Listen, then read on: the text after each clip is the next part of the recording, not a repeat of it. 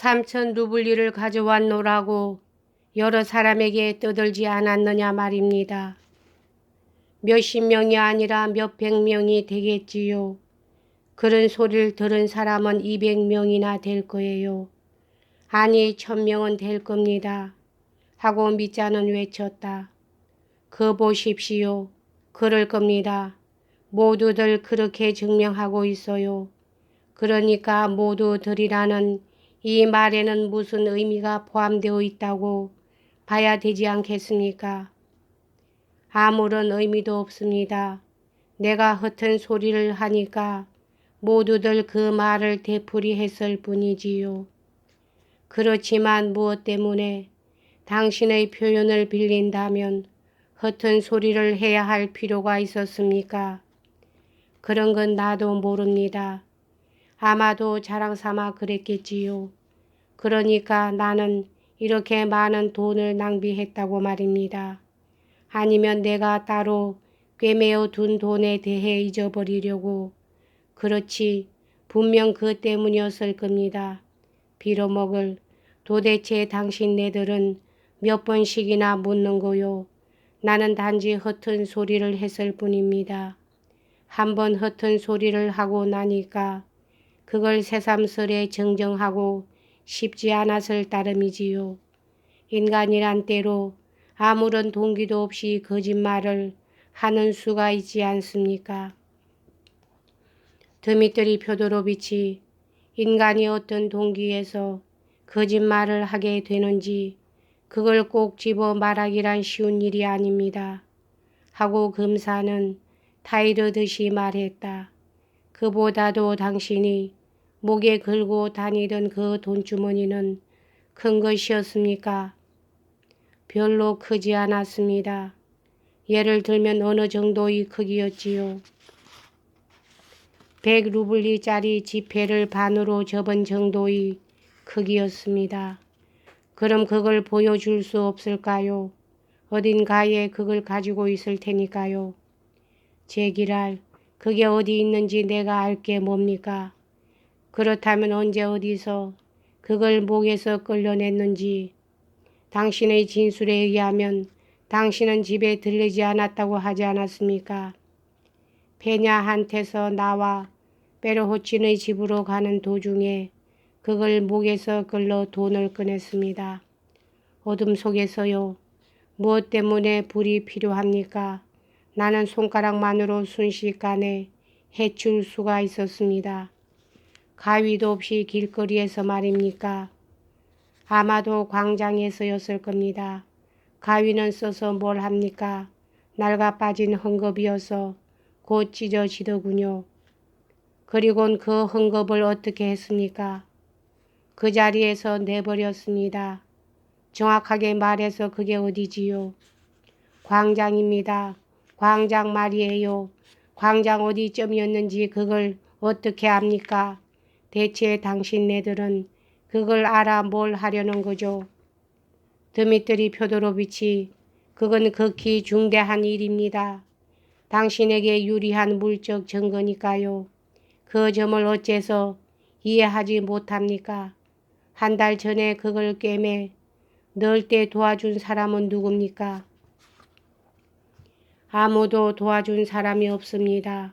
나 혼자서 했으니까요.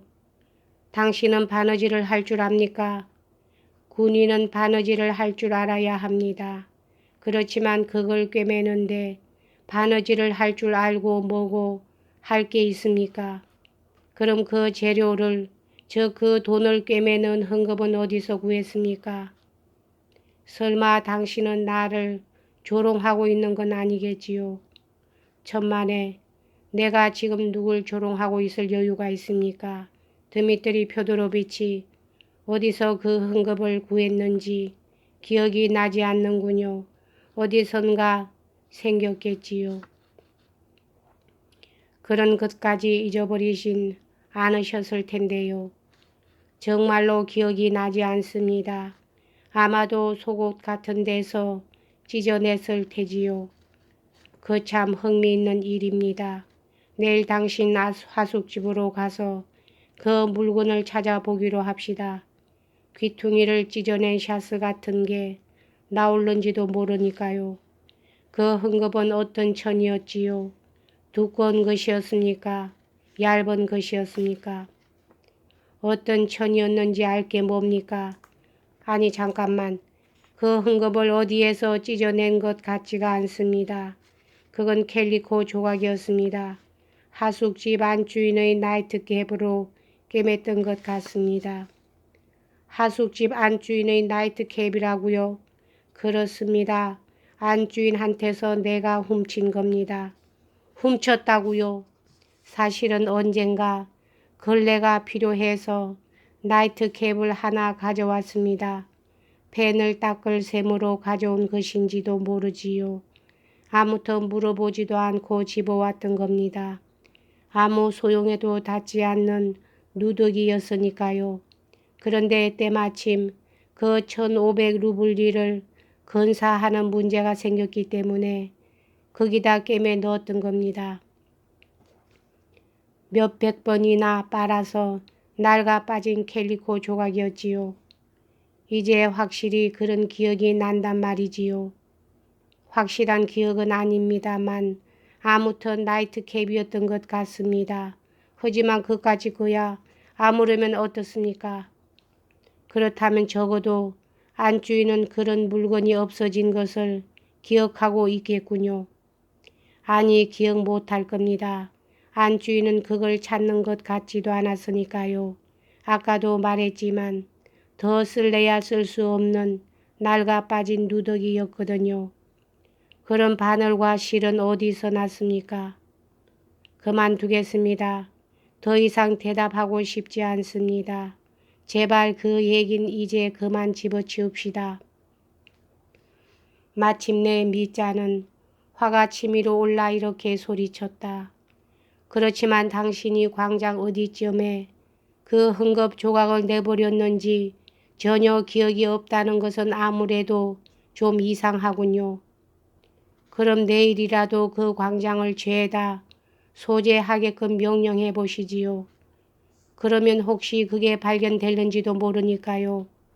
미자는 희죽 웃었다. 그만해두세요 여러분. 그 얘긴 그만 집어치웁시다. 그는 기진맥진한 음성으로 딱 잘라 말했다. 당신네들이 내 말을 믿고 있지 않다는 건 나도 잘 압니다. 털 것만치도 당신네들은 믿지를 않는군요. 그렇지만 그건 내 잘못이지 당신네들의 잘못이 아닙니다. 공연히 그렇게 짓거릴 필요가 없었던 거예요. 무엇 때문에 나는 내 비밀을 당신네들에게 털어놓아 자신을 더럽혔는지 알 수 없군요. 당신네들에게 모든 게 우습게만 들릴 겁니다. 그 눈만 보아도 알 수 있어요. 검사님, 난 결국 당신의 수단에 넘어간 거예요. 어서 개가를 올려보시지요. 그렇게 할 수만 있다면 당신네들은 영원히 저주받을 고문자요. 그는 고개를 숙이고 두 손으로 얼굴을 감쌌다. 검사와 예심 판사는 말이 없었다. 잠시 후 미자는 고개를 쳐들고 멍하니 그들을 바라보았다. 그의 얼굴에는 이미 돌이킬 수 없는 극도의 절망이 서려 있었다. 그는 입을 다문 채 무슨 일이 일어나고 있는지 아무것도 의식하지 못하는 사람처럼 의자에 앉아 있었다. 그러나 일은 끝내야만 했다. 즉시 증인신문을 시작해야 했다. 벌써 아침 8시였다.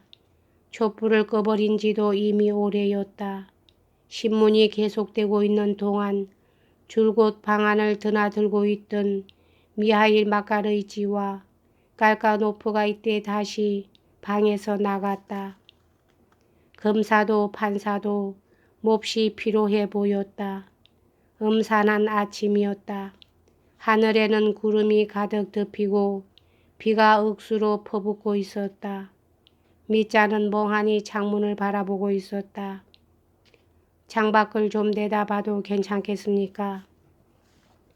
하고 그는 문득 니콜라이 파르페노비치에게 물었다. 네, 얼마든지 하고 판사는 대답했다. 미자는 일어서서 창가로 걸어갔다. 빗줄기는 작은 창문의 푸르스름한 유리를 줄기차게 내리치고 있었다. 창문 바로 밑으로는 진창이 된 길이 보이고 그 저쪽으로는 뿌연 안개 속에 가뜩이나 볼품없는 초라한 오두막들이 빛 때문에 한층 더 초라하고 음침하게 보였다. 미자는 금발의 아폴로를 생각이 그 첫 광선과 더불어 자신의 목숨을 끊으려고 했던 일이 문득 생각났다. 그렇지만 이런 아침이 오히려 좋았을런지도 모르지 하는 생각이 들어 미자는 미소를 지었다. 그러더니 갑자기 한 손을 획 휘저으며 자기의 고문자들 쪽으로 돌아섰다. 여러분 하고 그는 외쳤다. 난 나 자신이 이미 파멸했다는 걸 잘 알고 있습니다. 그렇지만 그 여자는 어떻게 되는 거지요? 제발 부탁입니다. 그 여자는 나와 같은 파멸을 면할 수 없습니까? 그 여자에겐 아무런 죄도 없습니다. 그 여자가 어젯밤 모든 것은 내 잘못입니다 하고 외친 건 제정신으로 한 말이 아닙니다. 그 여자에겐 죄가 없습니다. 정말 털것만한 죄도 없습니다.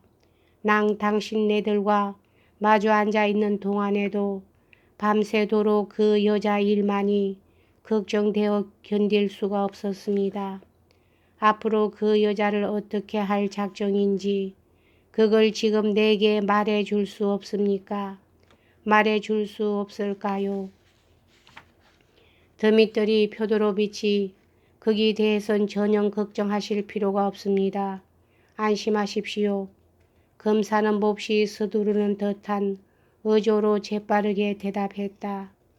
당신이 그처럼 깊은 관심을 가지고 있는 그 부인에 대해서는 아직 그 어떤 괴로움을 끼쳐야 할 아무런 중대한 이유를 발견하지 못했습니다. 앞으로 이 사건의 수사가 진전된데도 역시 마찬가지일 겁니다.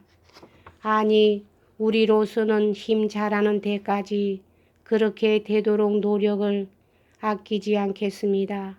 그 점에 대해서는 절대 안심하십시오. 감사합니다, 여러분.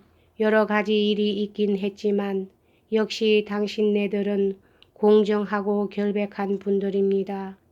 여러분들은 내 마음의 무거운 짐을 들어주었습니다. 자, 다음엔 또 무엇을 합니까? 무엇이든지 기꺼이 응하겠습니다. 글쎄요, 아무튼 급히 서둘러야겠습니다. 곧 정인신문으로 들어가야겠군요. 이건 반드시 당신이 보는 앞에서 진행해야만 합니다. 그러니만큼 그보다도 우선 차를 한 잔 마시는 게 어떻겠습니까? 하고 니콜라이 파르페노비치가 끼어들었다. 그만큼 일했으니 이제 그만 쉬어도 좋을 것 같군요. 만일 아래층에 차가 준비되어 있다면 미하일 마카르이치가 나간 것은 차를 마시러 간 것이 분명하니까 우선 차를 한 잔씩 들고 나서 일을 계속하기로 결정했다. 그리고 좀 더 적당한 기회가 생길 때까지 정식으로 드는 차와 가벼운 식사는 미루기로 했다. 예상했던 대로 아래층에는 차가 준비되어 있었기 때문에 곧 2층으로 올라왔다.